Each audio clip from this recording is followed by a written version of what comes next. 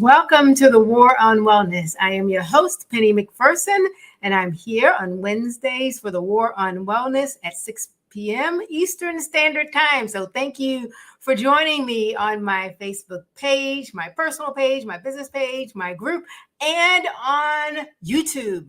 So I have loaded the videos on YouTube. So please go over to YouTube and subscribe to my YouTube channel, which is Plant-Based Penny.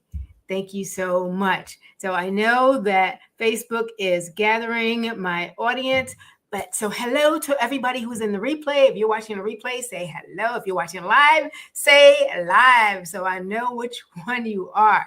Today, we're going to be talking about, kind of going along with my previous theme of high blood pressure, and we're going to be talking about alternatives to salt. Yes, we're talking about alternatives to salt, decreasing our sodium intake and increasing our minerals. Okay, so thank you for joining me. And I have a question for all those who have joined me today on all of the different platforms. So, the salt issue. Do you know anyone with high blood pressure? Put a yes in the chat or put a Y in the chat. And put a no if you do not know anyone with high blood pressure. So Americans, and those in the United States, eat a lot, consume a lot of salt. We eat a lot of salt. And well, why do you think that is?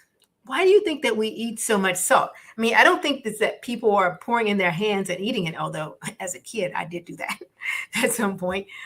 We would put salt on cucumbers. Some people put salt on watermelon. Do you put salt on watermelon or any fruit? I can't think of any other fruit that people put salt on. But if you know of one, put that in the comments. But the people in the United States. So here is your question. Do we eat the ideal amount of salt? If so, put a 1. Or do you think that we eat 2 times the amount of salt? Put a 2. Or if you think we eat 3 times the amount of salt, put a 3 in the chat. 1 is ideal. 2, if you think we eat twice as much. Or 3, if you think we eat 3 times the amount of sodium. So the question is for us, so why is it necessary to reduce our salt? I mean, you might be saying, I'm fine. I don't have blood pressure problems or anything like that. Is there any other reason that I need to even be concerned about my salt intake? Well, I'm glad you asked. And the answer is yes, C. Most definitely, it is necessary in whatever language you say. Somebody says that we eat 5 times the amount of sodium. Well, there might be some people who eat 5 times the amount of salt. Just depends on what their diet is. And so the answer to the question is that in the United States, America, people eat twice the amount of salt that is necessary for their daily intake. And so the average Americans eat about 3,400 milligrams, and 1,500 is the ideal limit. Actually, less than 2,300 is what the American Heart Association recommends. I recommend 1,500 if you have a problem with your blood pressure, most definitely. So why? So the question is why? 1, if you eat too much salt, salt helps balance your fluids in your body. Too much salt and it can't balance the fluids, and then you end up bloated. So you end up bloated. Or for women, you may end up having menstrual discomfort. You don't want any of those. So that's one of the reasons. The other reason is salt can dehydrate your skin, which produces wrinkles, which makes you look older than you want to look. So that is not unless you're like maybe 15 or 16 or 10 or something like that. Sometimes people do want to look older than they are. Most of the time, when you get over 25 or 30, you're not trying to look older.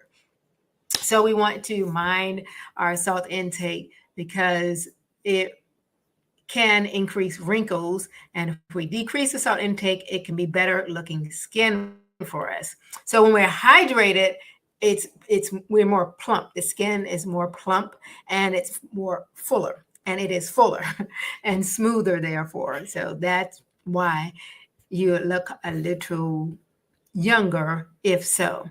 And there's a third reason, but let me just make sure I am not missing anyone. Hello, Diana. How are you? Good to see you.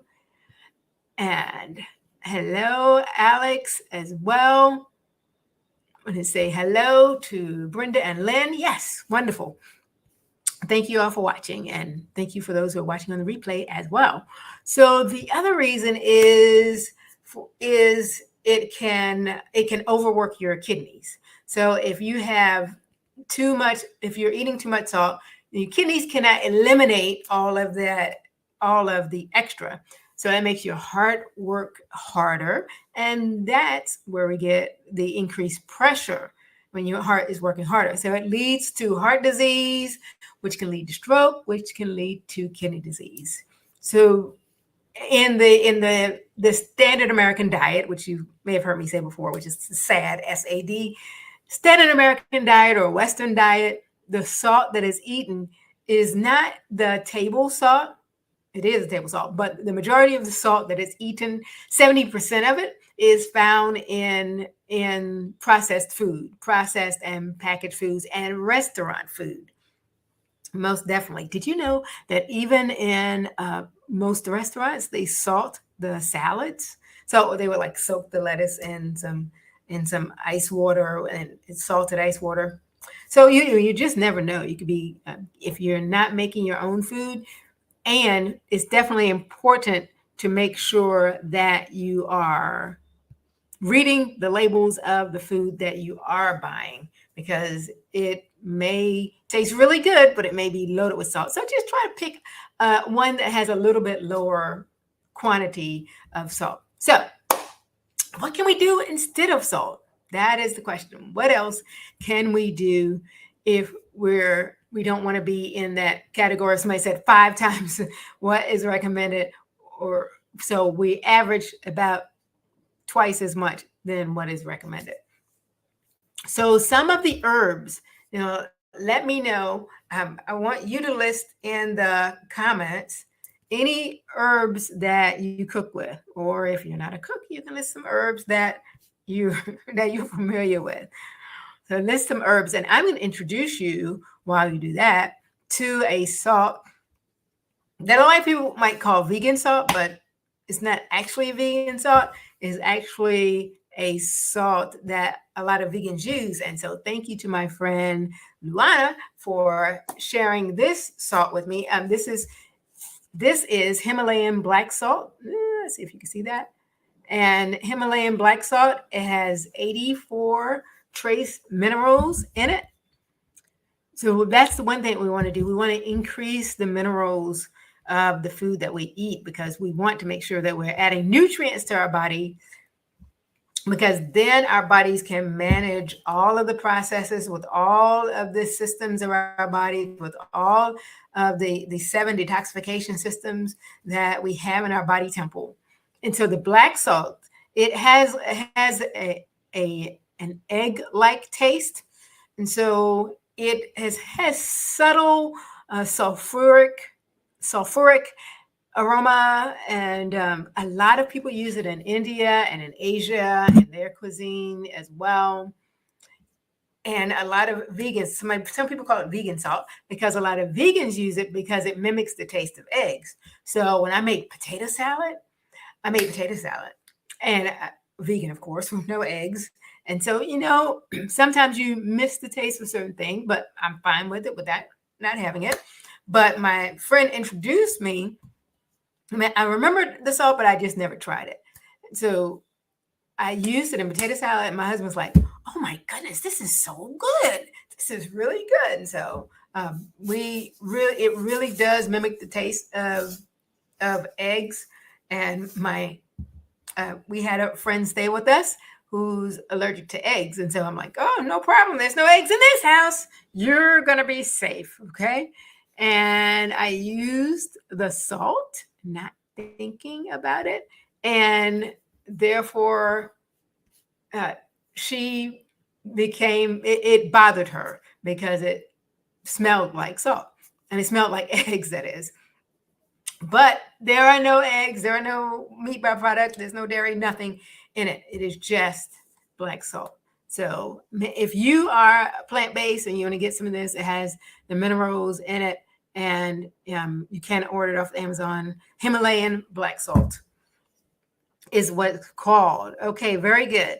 All right, I have some answers to my question, which is what herbs and spices do you use? Okay, I have oregano, I have salt, I have celery seeds, and basil. Very good Chinese 5-spice. Okay. You may want to read the label. Make sure that you're reading the label of everything that you buy to make sure, even the spices, because sometimes the spices have salt as well. And so, like for instance, garlic salt, garlic powder. They sell garlic powder, but they sell it with salt. They sell onion powder, but they sell it with salt. So you just want the actual seasoning, the actual herb, since we're trying to make sure that we do not eat too much as far as the sodium is concerned. We're trying to decrease that as well. Okay. So one of them that you all did say is that you can use in your diet celery when you're cooking. So definitely using celery is one of the things that will help our palate. And so that's actually a vegetable, not actually an herb, but okay, we'll go to vegetables. Since you went there, vegetables and fruits. Garlic, chives, lime, pineapple, ginger, celery. So a lot of times when people cook meat, sometimes you see they put pineapple on top, or sometimes they do it on top of sweet potatoes. But it is adding a different flavor profile. It is adding to the complexity of the dish. Celery, especially if you cook that and use that in your stock, you don't have to worry about using those bouillon cubes, which are full of salt. Lime also mimics the taste of salt on the tongue as well. It's an acquired taste. And you have to practice with these things so that you can get used to them. Garlic definitely also enhances the flavor profile. Now for herbs, I'm growing outside now some oregano and rosemary and cilantro and mint. Yes, I'm growing all those outside, and all of those help in increasing the flavor profile of food so you don't have to use as much salt. The other things that I'm not growing are thyme. Oh, I am growing thyme. Yes, I am. I forgot about that. I'm growing winter thyme, but sage. I don't have sage. If anyone wants to give me a sage plant or some sage seeds, I'll take those. Okay. And the other thing that I'm growing is basil. I forgot about that. Yes, basil. Love it. Fresh basil. If you smell it, it's just it's so aromatic. Absolutely amazing. So those are the herbs and fruits and vegetables. Then spices. Cayenne pepper, which is hot, but you can just use just a little bit to season with chili pepper. Now, I am one who I don't like spicy. Paul, my husband, loves spicy. We are also growing jalapeno peppers outside because he loves spicy. He can just eat them. Me, I'm not. So the compromise for me when I cook is using chili pepper, and then he can add his cayenne, or he can add his hot peppers to the top of his dishes. So, nutmeg and turmeric are also two other really great spices that you can use that enhance the flavor profile of your food so that you can use less salt. And as well as that, you can also use cinnamon. Yes, cinnamon. You believe that? Cinnamon is another really good medicinal herb that you can use in your food, as well as smoked paprika. Oh my goodness, yes. I've been using paprika for I don't even know how long, but when I discovered smoked paprika, I have not gone back to regular paprika. You have to try it. It adds a whole nother depth of flavor for your food. So I am going to let that be the amount that I want to share with you as far as the alternatives. So those were the alternatives with fruits, vegetables, spices, herbs, and knowing why is important. So here is the bonus, okay? The bonus is that on next Wednesday, on the 13th, we're going to have a webinar right here on eliminating toxicity from your body, because we have a lot to do to work on our bodies to eliminate toxicity. I need to do it. You need to do it. We breathe toxic air. Some of us dry clean clothes that have chemicals, or wash our clothes with chemicals. We eat food that's chemicals. Some foods even say it's GMO on the packages, and other foods may have pesticides, and there's just so many opportunities and reasons that we need to eliminate toxicity from our bodies. So that webinar is going to be on next Wednesday, the 13th of September at 6:00 p.m. in place of this broadcast. But I look forward to seeing you there, and I'm going to help you with simple and effective methods so that you can look, live, and feel well. Please contact me on any of my social media pages if you have any questions. Instagram, Plant-Based Penny Life, and also on Facebook, and also on YouTube, Plant-Based Penny. So thank you for joining. I'm Penny, your host, also known as Plant-Based Penny, and it is my hope that I can help you with my passion and helping you move from problems to progress with plant-based solutions. So thank you for joining. If you're watching live, put live. If you're watching on replay, put replay, and we will see you next time. Stay tuned.